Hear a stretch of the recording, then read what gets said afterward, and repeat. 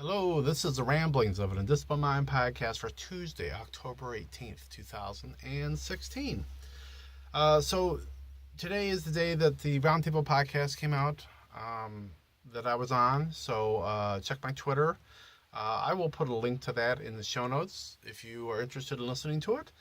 I haven't had a chance to listen to it all yet. The wife is listened to it, and it's given me some interesting insights on it. So yeah, that's out there. Not what I'm going to talk about today in any great length.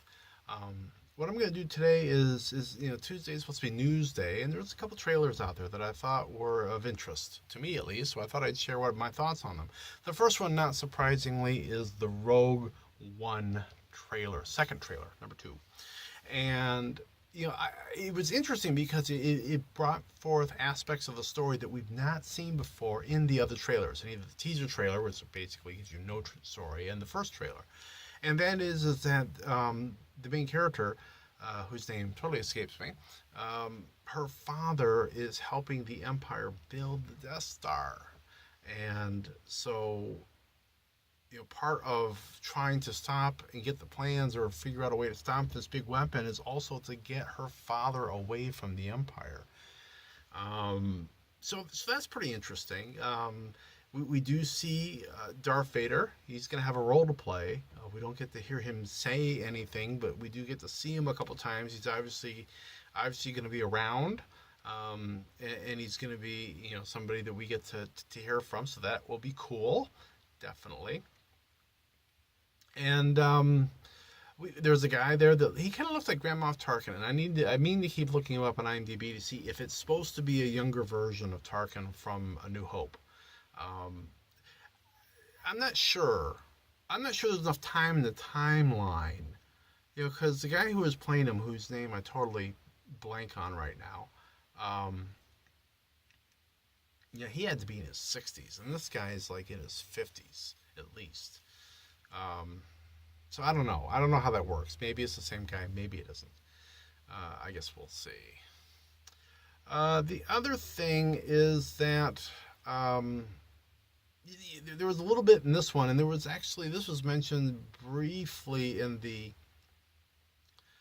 teaser trailer, where they're commenting on the fact that the main character, whatever her name is, what's her name, gets in trouble with the Empire, and I remember in that first trailer, they were listing her crimes, and she's like, this is a rebellion, isn't it? I rebel, which is a great line. Too bad they wasted it on the trailer.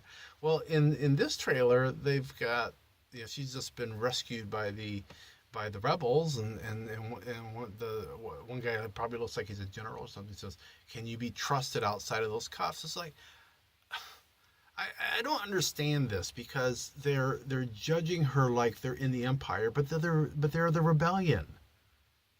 Is it just that she's just such a force of anarchy that nobody can trust her, they think, but yet they do trust her with this big mission, which makes a lot more sense why they do it if her father's involved. That makes a lot more sense. But at the same time, I don't know. It seems like a strange attitude to me. To me, it ought to almost be like a enemy of my enemy is my friend kind of thing. But they don't seem to be going there. I don't really understand why, but they aren't.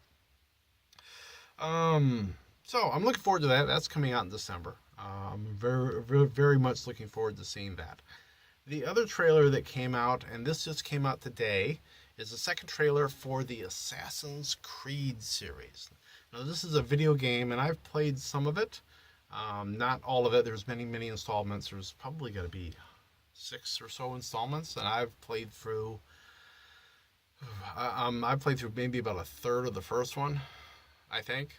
And I've seen some gameplay of some others. So I'm familiar with it. And one of the things I like about it, so if you're not familiar with the franchise, the basic premise is that there's this guy who's been sentenced to death. He's been killed as far as anybody knows. And then he wakes up and he's at this weird sciencey lab place where he's still a prisoner. But it turns out he's got a family line that goes back like to the Spanish Inquisition in the case of the movie here, and they've got this machine called the Animus that can enable them to go back in time through the genetic memories of its ancestor. And of course, his ancestor is an assassin, is part of this Assassin's Guild, and so you're trying to work your in the game. You're trying to work your way through getting rid of all these bad guys and whatnot. Um, it really looks like a good movie. I hope it's a good movie. They got Michael Fassbender playing the main character. I didn't recognize anybody else that they had in it. Um, they have greatly changed the Animus. You know, in the games that I've seen, in the games that I've played, the Animus is basically like a bed that you lay down on, and then this cover comes up, and there's this, in the version I played, this cover closed above you, and you had this holographic display that was above you that was telling you about where you were getting inserted into, and how far along you were, and all this kind of nonsense. Whereas in this case, it's one of the hallmarks of it is he wears these I think they call them greaves, something like that. But these pieces that would fit on your wrist and your upper arm, and then you had a blade that could shoot out of it, kind of like Spider-Man might shoot out webbing, but it would be this blade that was like a foot long or something like that. And you could walk up to somebody and you could flick your wrist, and you could just that blade would shoot out and go right into their throat, and then you could walk away. Nobody's really seen anything. So in the movie, they've gone for a more interactive role. So they've got him where they've given him these things, and presumably he can get some of the other weapons because he uses swords and some other things. And then he's going to be like in a VR chamber of sorts.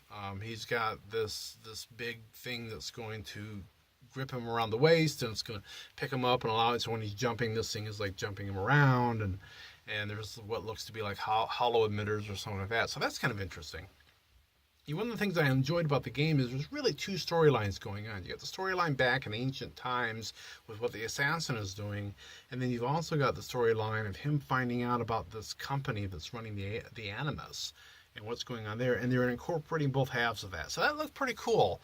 That's also coming out in December, and so I'm looking forward to that one. That one's probably one I would go see in the theater. It looks pretty good. I'm hoping it's going to be better than like the Hitman series. Although, I enjoyed the first Hitman series, although I think that was probably more because of Timothy Olyphant than maybe anything else. But I did enjoy the first movie. The second movie was pretty forgettable. So I'm hoping this is better. It looks better, but it's so tough to tell from a trailer. But I will probably plan on seeing that one in the theater. Because it looks like it ought to be some beautiful ancient Jerusalem eye candy. But that's really all I thought I'd talk about today here on Trailer Tuesday. I will be back on the road tomorrow, and I'll be talking to you then. So, be seeing you.